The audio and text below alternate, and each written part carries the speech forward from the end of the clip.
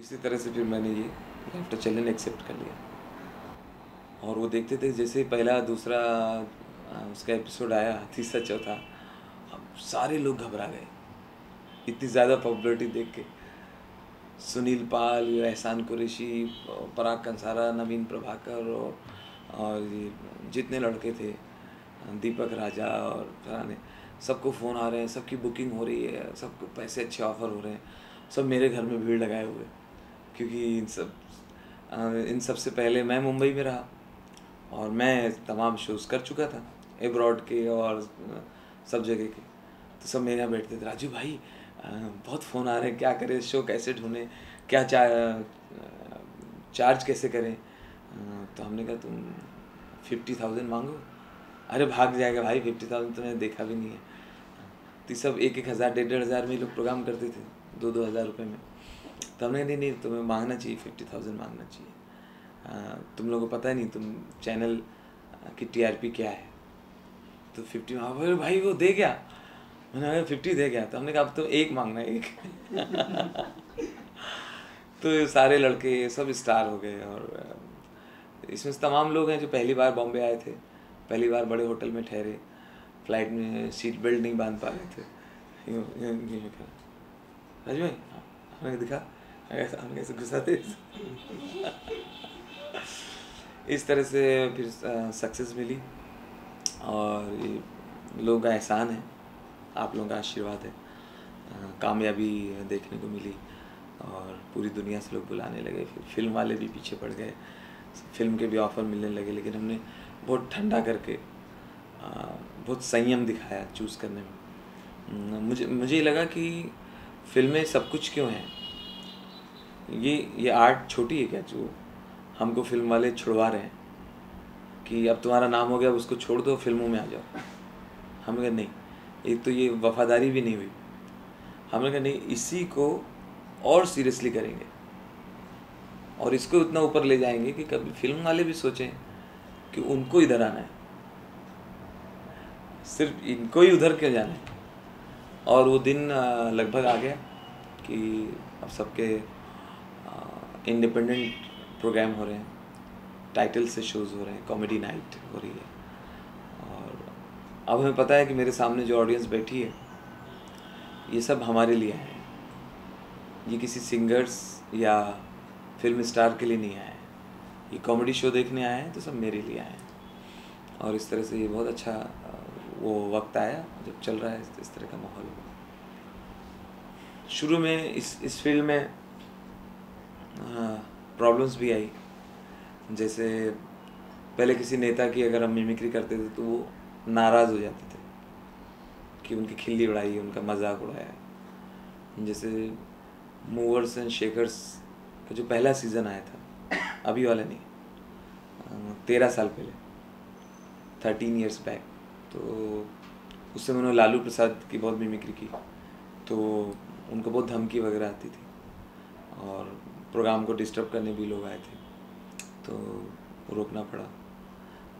Johnny liver के साथ भी प्रॉब्लम हुआ, शो रुकाया, चलते शो को बीच में बंद कराया, वो भी हुआ। लेकिन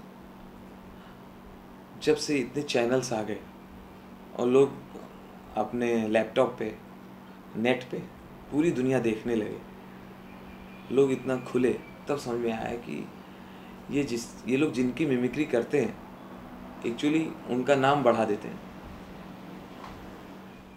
हम उनको और गांव-गांव तक पहुंचा देते हैं, उनकी आवाज़ निकाल के, उनकी मिमिक्री करके उनकी TRP बढ़ जाती है।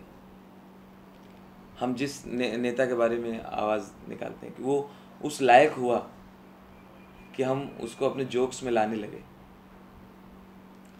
अब हम जिसकी मिमिक्री करते हैं तो उसकी तरफ से बधाइयाँ आती हैं और वो लोग बड़े खुश होते हैं, बल्कि वो हमारे क्लोज हो जाते हैं वो लोग। जैसे मुलायम सिंह जी की मैंने नकल की बहुत बार, हवा हवा उत्ता पर जो पाए हुए हवा सुन बात की, आज लखनऊ के अंदर हवा पाती, हाँ भाई जो बाग विधानसभा हवा स्वयं बाग बाग करी, हवा में बाग करी।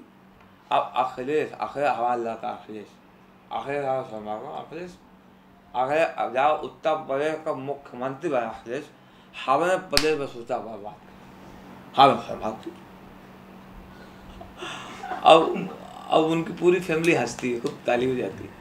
एक तो उनको मुझसे ये भावनात्मक जुड़ा होता है इमोशनली कि यार ये मेरे पापा को इतना देखते हैं, मेरे पापा को इतना पसंद करते हैं कि वो पूरा उतार लिया इन्होंने। तो एक तो कहीं ना कहीं रिगार्ड शुरू हो जाता है कि मेरे पापा का इतना चाहने वाला है, मेरे पापा को इतना ध्यान से देखता है। और फिर समझ में आता है कि फिर एक चीज़ और जुड़ गई, उसको बाबा रामदेव ने भी जोड़ दिया कि एक ये हंसाना और हंसना योगा की एक क्रिया है। जितना हंसेंगे, हर डॉक्टर कहता है, कहीं भी आप किसी डॉक्टर से मिलें यही बोलेंगे जितना हो सके खुश रहिए, हंसिए, कॉमेडी शो देखिए, टेंशन मुक्त रहिए, ज़्यादा सोचिए मत। जितना आप हंसेंगे उतना आप बीमारी से दूर रहेंगे। कुछ ये चीज़ जुड़ गई, कुछ वो जुड़ गई, तो अब किसी की मिमिक्री करो, लोग एंजॉय करते हैं। बाबा रामदेव जी की मैंने मिमिक्री की, एक एपिसोड में उनका एक आइटम किया था मैंने, ऐसे करके, और बहुत चला, बहुत फरमाइशी आइटम है वो। बहुत बार लोग बोलते हैं सुनाओ, मैं सुनाता हूँ। रामदेव जी के सामने भी किया, वो भी हंसते हैं, एंजॉय करते हैं।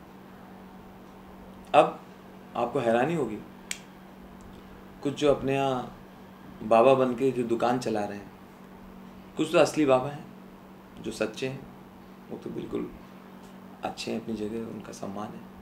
लेकिन उनके आड़ में जो लोग बने हुए बाबा घूम रहे हैं और धंधा बनाए हुए हैं प्रवचन को, सत्संग को, उनके तमाम चेले संपर्क करते हैं, कहते हैं आपने जैसे बाबा रामदेव का कॉमेडी में किया है, हमारे बाबा जी का भी करिए। वो उनकी पूरी डीवीडी देते हैं, इसमें पूरी उनकी दिनचर्या है, कैसे बैठते हैं, कैसे बोलते हैं। इनका कुछ खिंचाई करिए ना प्लीज़, इनका थोड़ा मजाक उड़ाइए, तो आपको हम लोग पर शो पेमेंट कर सकते हैं। आप अकाउंट नंबर दे दीजिए, और जहाँ जहाँ आप शो करें उसकी कोई क्लिपिंग, वीडियो रिकॉर्डिंग भेज दीजिए, हम आपके अकाउंट में पैसे डालते रहेंगे। प्लीज़ इनका मजाक उड़ाइए थोड़ा सा हमारे बाबा जी का, ताकि उनको और लोग भी जाने, उनके आपके माध्यम से भी जाने कि ऐसे कोई बाबा है। तो हैरानी होती है ऐसी सोच पे, मानसिकता पे। बाकी लेकिन ये नहीं कि अगर कोई हंसाता है, उसमें कवि लोग सबसे ज़्यादा, कवि जितने आप किसी कवि सम्मेलन में अगर कोई नेता बैठ गया सामने, तो सारे कवि उसके धज्जियाँ उड़ा देते हैं। तो कवि नहीं छोड़ते, और कार्टूनिस्ट तो मुझे याद है, इंदिरा गांधी की नाक ऐसी करके बनाते थे लंबी सी, कई बार तो उसमें पर्स टांग देते थे वो तो सभी का करते हैं, उनका कार्टूनिस्ट का अपना काम है। तो लेकिन मेरा मानना है ये नहीं कि आपको अगर ऊपर वाले ने आर्ट दिया है, चाहे आप स्टैंड अप कॉमेडियन हैं या कार्टूनिस्ट हैं या कोई पोइट हैं, कॉमिकल पोइट हैं, तो भी आपके पास एक दायरा तो होना चाहिए कि एक मर्यादा रखें। जैसे कि एक तो अपनी कंट्री का मजाक ना उड़े विदेशों में, दूसरा किसी के मज़हब को लेके कोई मजाक नहीं बनाना चाहिए, धर्म पे आँच आए ऐसा कोई चुटकुला नहीं होना चाहिए, या जो इष्ट देव हैं, भगवान हैं, या जिनको हम लोगों में पूजा जाता है, हमारी आस्था है, उस पर ठेस ना लगे। तो मुझे लगता है बाकी सब कॉमेडी लोग पसंद करते हैं। हाँ, आजकल अश्लीलता की जो बात हो रही है, लोग अभी कुछ हमारे साथी कलाकार हैं, बहुत तेज़ी से इसमें डबल मीनिंग जोक्स थोड़ा, लेकिन मैंने अपने ऊपर सेंसर लगा रखा है कि मैं वही कॉमेडी पेश करूँगा जिसको कि अगर मैं पेश कर रहा हूँ और मेरे सामने ऑडियंस में अगर मेरे घर वाले बैठे हैं, तो वो उस पर क्या रिएक्ट करेंगे, उनको कितना मज़ा आएगा, वो ध्यान में रख के मैं कॉमेडी पेश करता हूँ। मुझे लगता है कि साफ़ सुथरी कॉमेडी बनाने में माना कि वक्त लगता है थोड़ा, और डबल मीनिंग और गंदे जोक्स थोड़ा शॉर्टकट है, जल्दी से आप मिल भी जाते हैं, हर एक के मोबाइल में होते हैं नेट पे मिल जाते हैं, लेकिन वो लॉन्ग टर्म के लिए अच्छा नहीं है, और एक एक ख़ास वर्ग पसंद नहीं करता। और आपको पैसे भले मिल जाएं, लेकिन उस तरह की रिस्पेक्ट समाज में नहीं मिलती।